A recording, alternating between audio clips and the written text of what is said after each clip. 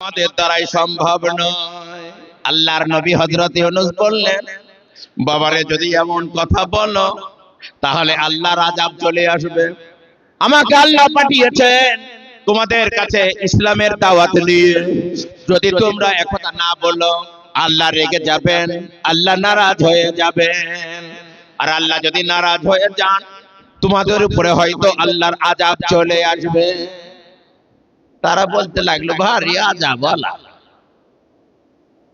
আযাব আযাব করছে, তোর আল্লাহর আযাবটাই আগে দেখবি।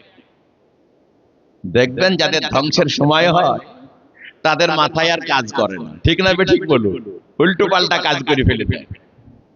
যাদের সর্বনাশের সময় হয় তাদের ব্রেনে আর কাজ করে না। বলল তোমার অত ওয়াজের মধ্যে নাই, তোর আল্লাহর আগে আযাব আনগা, তারপরে দেখব। আল্লাহর নবী হযরত ইউনূস আলাইহিস সালাতু ওয়াস সালাম আল্লাহর দরবারে ডাক দিয়ে বললেন, আল্লাহ গো, এরা তো আমাকে মানেই না, বরং আবার আল্লাহ তোমার আযাব দেখতে চাইছে। আল্লাহ বললেন, ও ইউনূস, যখন ওরা আমার আযাব দেখতে চাইছে দেখাবো। বলো কবে দেখাবে? আল্লাহ তাবারক তাআলা একটা তারিখ দিয়ে দিলেন, অমুক দিন, উদাহরণস্বরূপ বুধবারে বেলা 10টার সময় ওদের উপরে আল্লাহর আযাব আসবে, আমি আযাব পাঠাবো। হযরত ইউনূস বললেন, আল্লাহ গো, যদি আযাব চলে আসে তখন আমি কি করব, আমার পরিবার কি করবে? আল্লাহ বললেন, ইউনূস, আমার বিধান হলো যখন আল্লাহর আযাব আসবে তখন সেখানে যারাই থাকবে তখন সবাই সমানভাবে আযাব ভোগ করবে। অতএব যদি তুমি বাঁচতে চাও তাহলে ওই দিনের আগে আমি তোমাকে নির্দেশ দিচ্ছি, ওখান থেকে চলে যাও। যদি বান চলে আসে, ওই হাজী হোক আর গাজী হোক, আর আলিম হোক আর মাওলানা হোক আর পীর হোক আর দরবেশ হোক, সবারই জমিতে বান আসবে, ঠিক না ঠিক বলুন। হযরত ইউনূস বললেন, ওরে বাবারে, তোমরা আল্লাহকে মানোনি, আল্লাহর কথাকে উপহাস করেছ, আমি নবীকে উপহাস করেছ, এই জন্য আল্লাহ তাবারক তাআলা আযাব পাঠিয়ে দেবে। ওই আল্লাহর বান্দা, এখনো তোমাদের সময় আছে, তাড়াতাড়ি তওবা করো। বলো, তোরা আল্লাহর আযাব না দেখে মানবই না। হযরত ইউনূস বললেন, আল্লাহ হলো না, এরা শুনবে না। আল্লাহর নবী হযরত ইউনূস আগে ভাগে তিনি চলে গেলেন, পাহাড়ের তলদেশে বহু দূরে যায় লুকিয়ে পড়লেন। পাহাড়ের গর্ত থেকে দেখতে লাগলেন কেমন ভাবে আযাব আসে, আর এদেরকে কেমন ভাবে নাস্তানাবুদ করে দেখতে লাগলেন। দেখতে পেলেন সেই দিন সকাল বেলায়, বুধবারে সকাল বেলায় ঝকমকে হয়ে রোদ উঠল, গোটা দিনটা ঝকঝক ঝকঝক করতে লাগলো। ঠিক বেলা 10টা বাজতে লাগলো, আর হঠাৎ দেখা গেল যেন ওই দিনের বেলাটা অমাবস্যার রাতের মতো অন্ধকার হয়ে গেল। সূর্য লুকিয়ে পড়ল, আর আকাশ থেকে এইরকম সামিয়ানার মতো কি যেন নামতে লাগলো। এরা বুঝতে পারলো, আরে ইউনূস নবী যা বললো তাই হলো রে, দিনের বেলায় অন্ধকার কেন রে, চোখে আঙুল দিলে কিছু দেখা যায় না রে, তাহলে আল্লাহর আযাব তো এসে গেল রে, এসে গেছে, চাপা দেবে রে। ইউনূসকে খোঁজ। তাড়াতাড়ি ইউনূসকে খুঁজতে লাগলো। খুঁজে খুঁজে হযরত ইউনূসের বাড়িতে গেল, দেখলো হযরত ইউনূসের বাড়িতে কেউ নাই। তখন বলল, তাহলে এখন কি হবে? তাদের মধ্যে একজন বলল, ইউনূস বলেছে ইউনূস না থাকলে কি হবে, তার আল্লাহ নাকি সব জায়গায় থাকে। তোরা এক কাজ কর, ইউনূস যখন আসবে আমরা আযাব থেকে ফেলেছি মানব, তাড়াতাড়ি তওবা কর। সবাই মিলে মাঠে চ, বৃদ্ধ চ, বৃদ্ধা চ, যুবক চ, যুবতী চ, ছেলে চ, মেয়ে চ, ছোট বড় সবাই চ, আর সবাই মিলে তওবা কর গাছ। সবাই মিলে মাঠে ময়দানে নামলো, এমনকি তাদের গরু ছাগল যা ছিল সবগুলা নামিয়ে দিয়ে সবাই মিলে বলতে লাগলো, আস্তাগফিরুল্লাহ, আস্তাগফিরুল্লাহ, আস্তাগফিরুল্লাহ। আল্লাহ, বিরাট বড় ভুল হয়ে গেছে, ইউনূসকে না মানা, তোমার উপর ঈমান না আনার। এখন বুঝতে পারছি আল্লাহ বলে কেউ আছে, ইউনূস তার নবী সত্য, এটাও ঠিক। আল্লাহ ক্ষমা করে দাও, আমাদেরকে জীবন ভিক্ষা দাও। ইউনূস যখন আসবে আমরা সবাই মিলে তার হাত ধরে ক্ষমা চাইবো, তার সাথে মাপ চাইবো, আর ভালো করে কলমা পড়বো। এখন তোমার কাছে তওবা করছি, মাফ করো, মাফ করো, মাফ করো। ছেলে মেয়ে, যুবক, বৃদ্ধ, বৃদ্ধা সবাই মিলে যখন কাঁদতে লেগেছে, আল্লাহর দয়া হয়ে গেছে। আল্লাহ তাআলা কোরআনে বলেছেন, ফালাউলা কানাত ক্বরিয়াতুন আমানাত ফানাফাআহা ঈমানুহা ইল্লা কওমা ইউনূস লাম্মা আমানু কাশাফনা আনহুম আযাবাল খিজই ওয়া মাত্তানাহুম ইলা হিন। আল্লাহ বললেন, পৃথিবীতে কোনো উদাহরণ নাই, আল্লাহর আযাব যেই ফেরত এসেছে। ব্যতিক্রম হযরত ইউনূসের জাতি, যখন তারা সবাই আল্লাহকে মেনে নিল, তওবা করে নিল, আমার দয়া হয়ে গেল, আমি তখন আস্তে আস্তে আযাব তুলে নিলাম। সুবহানাল্লাহ। এ বাবা, তাহলে তওবাতে আল্লাহর আযাব উঠে না? উঠে না? উঠে। আল্লাহ তাবারক তাআলা আযাব উঠতে শুরু করলাম। হযরত ইউনূস আলাইহিস সালাতু ওয়াস সালাম দূরে থেকে দেখতে পেলেন আযাব আসলো বটে, কিন্তু ঘুরে গেল। মনে মনে করলেন, একাই তো মানে না, আবার আযাব এসে ঘুরে গেল, আবার এখন যদি যাইলে এলে করবে। বলে, তোরা আল্লাহর আযাবে কি করতে পেরেছে? এরা যে তওবা করলো উনি জানতে পারলেন না কেন? আল্লাহর নবীগণ সর্বদ্রষ্টা হন না, হাজির নাজির হন না, আলিমুল গায়ব হন না, গায়বের খবর তিনারা জানতে পারেন না। আল্লাহ যেটা জানিয়ে দেন সেটা জানতে পারেন। উনি আর বুঝতে পারলেন না যে ওরা খোঁজাখুঁজি করছে ওনার সাথে মাপ চাওয়ার জন্য। উনি মনে করলেন, একাই তো মানে না, এবার যদি যায় আর মানবেই না, ও দেশে আর থাকবো না। যে দেশে দুই চোখ যাবে পালিয়ে যাবো, যা হবে হবে, ওদের কার মুখকে দেখাবো না। চলতে শুরু করলেন। যেতে যেতে যেতে যেতে বিরাট বড় দাজলা নদী পড়ে গেল, সাগর পড়ে গেল। উনি ভাবলেন কি করব, দাঁড়িয়ে রইলেন। দেখতে পেলেন বিরাট বড় একটা নৌকা আসছে, হাত মেরে দিলেন, নৌকার মাঝি দাঁড়িয়ে গেল। উনি নৌকায় চড়লেন। বললেন, কোথায় যাবেন? বলে, তোমার নৌকা যেখানে যাবে সেখানে যাব। বলে, কঠিন লোক রে। নৌকা চলতে লাগলো, বিরাট বড় নৌকাতে হাজার হাজার লোক। যেতে যেতে যেতে যেতে রাত হয়ে গেল।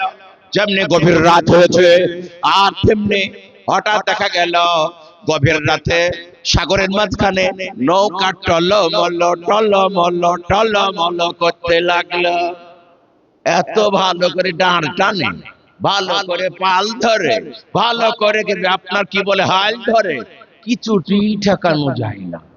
মাঝি বলছে, নৌকায় এখানে করছে রে, ঝড় নাই, বাতাস নাই, মেঘ নাই, বাদল নাই, ঢেউ নাই।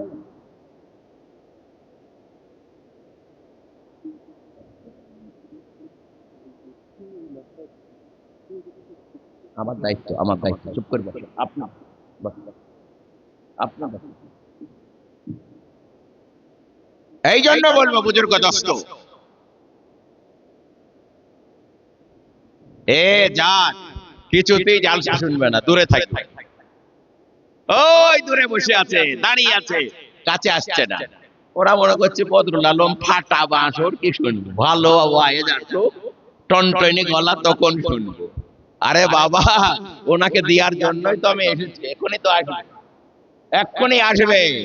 টনটনি গলাওয়ালা সারা পশ্চিমবঙ্গকে মাত করছে মৌলানা শাহজাহান।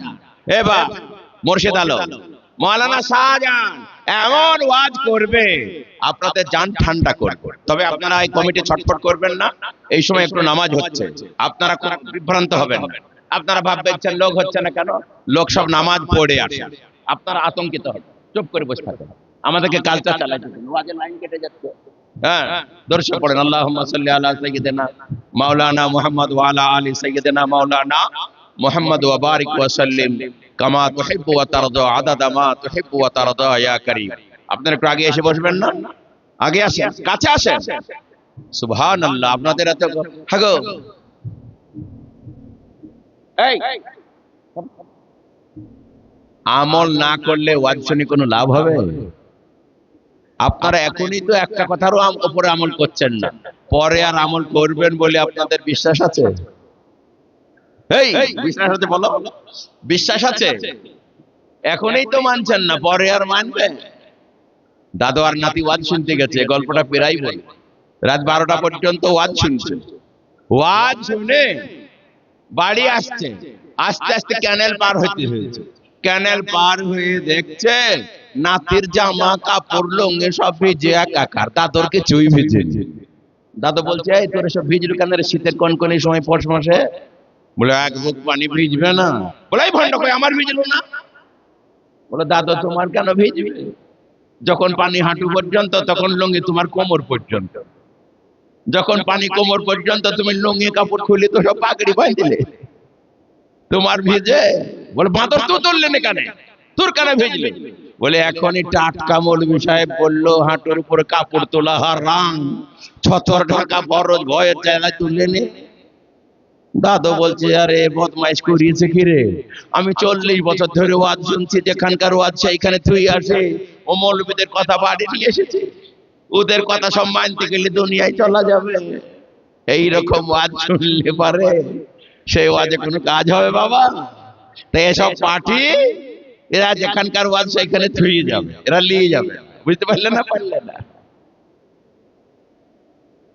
নৌকার মাঝখানে হযরত ইউনূস বসে আছেন, নৌকা টলমল টলমল টলমল করতে লাগলো।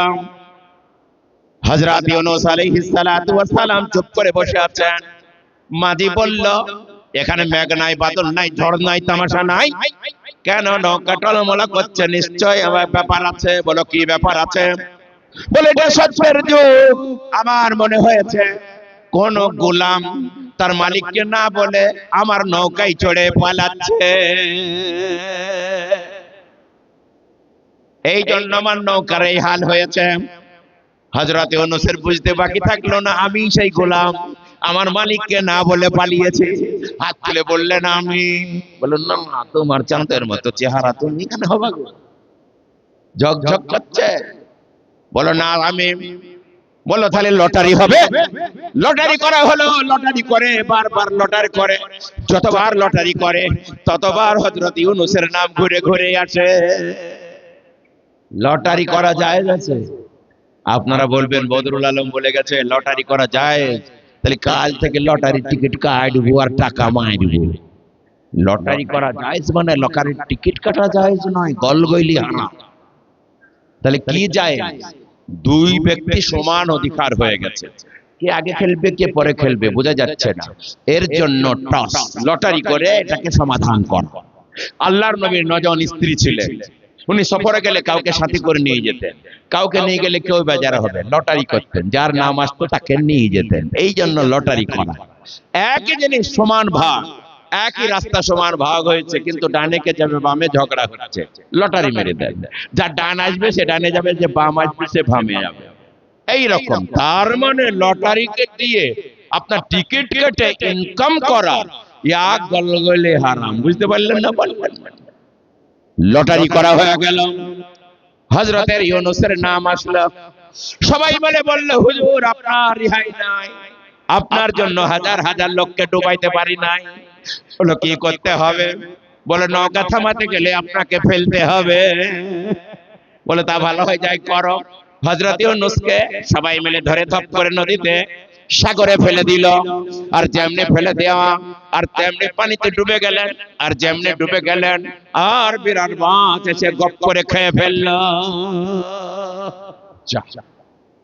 হযরত ইউনূস মাছের পেটে চলে যেয়ে ছটফট ছটফট করতে লাগলেন, হায় আল্লাহ, এবার কি হবে, কোথায় যাব, কি করে দাঁড়াবো? আল্লাহ তাবারক তাআলা জিবরাইল ফেরেশতাকে পাঠালেন আর বললেন, জিবরাইল এবার ইউনূসের কাছে যাও আর তাড়াতাড়ি ওকে শিক্ষা দাও। আল্লাহর ফেরেশতা প্রত্যেক নবীর কাছে এসেছে, আহারে হযরত জিবরাইল কোন নবীর কাছে 4 বার এসেছে, কোন নবীর কাছে 5 বার এসেছে, কোন নবীর কাছে 1 বার এসেছেন, কোন নবীর কাছে 10 বার এসেছেন, কোন নবীর কাছে 12 বার এসেছেন। আর আমাদের নবী মুহাম্মদ সাল্লাল্লাহু আলাইহি ওয়াসাল্লামের কাছে জিবরাইল ফেরেশতা 24,000 বার এসেছে। সুবহানাল্লাহ। আহা, কেমন নবী আমরা পেয়েছিলাম। হযরত জিবরাইল ঢুকে বললেন ভাই কেমন আছো? বলো আর কেমন থাকবো, কেবল হজম হতে বাকি আছে। এত বড় মাছ খেয়েছে, স্টমাকে ভরে ফেলে দিয়েছে, স্টমাকে দাবন দেবে আর আমি গলে পায়খানা হয়ে বেরিয়ে চলে যাব, কি হবে? জিবরাইল বলছে ভাই তুমি এই কাজ করলে কেন, পালিয়ে আসলে কেন? বলে কি বলবো ভাই, আযাব আল্লাহ পাঠাবো বললো, পাঠালে আবার দেখলাম দূরে থেকে আযাব এসে তো আবার চলে গেল, সবাই তো বেঁচে আছে, এখন যদি যাই তাহলে মানবে না। হযরত জিবরাইল বললেন নিও নবী গো, তোমার বিরাট ভুল। বলো কি? বলো তুমি জানতে পারো নাই তারা তোমাকে খোঁজাখুঁজি করছে, সবাই মিলে তওবা করেছে, ইস্তেগফার পড়েছে আর তোমাকে ডাকা হাঁকা করছে, তোমাকে পেলে তারা ক্ষমা চাইবে, হাত পা ধরে মাফ চাবে, কলমা পড়বে। তারা তাদের কাঁদনের চোটে, তওবার চোটে আল্লাহ তাবারক তাআলা তাদেরকে ক্ষমা করে দিয়েছে। তাই নাকি ভাই? বলে হ্যাঁ। বলে তাহলে আমি এখন কি করব? আমি এখন কি করব? মাছের পেটে ঢুকে পড়েছে। হযরত জিবরাইল বললেন একটা বুদ্ধি দিচ্ছে, অন্য কোনো বুদ্ধি নাই, একটা বুদ্ধি দিচ্ছে, সেটা হলো শোনো। যদি তুমি বুঝতে চাও তোমার একটু ভুল হয়েছে, আল্লাহর কাছে ভুল স্বীকার করো আর তুমি বলো লা। আল্লাহ তাআলা কোরআনে বললেন ওয়াজান্নুন ইযহাবা মুগাদিবান ফাযান্না আল্লান নাকদির আলাইহি ফানাদা ফিজ যুলুমাত আল্লা ইলাহা ইল্লা আনতা সুবহানাকা ইন্নী কুনতু মিনাজ জালিমিন। সুবহানাল্লাহ। ওয়াজান্নুন, আল্লাহ বললেন স্মরণ করো মা চলার কথা।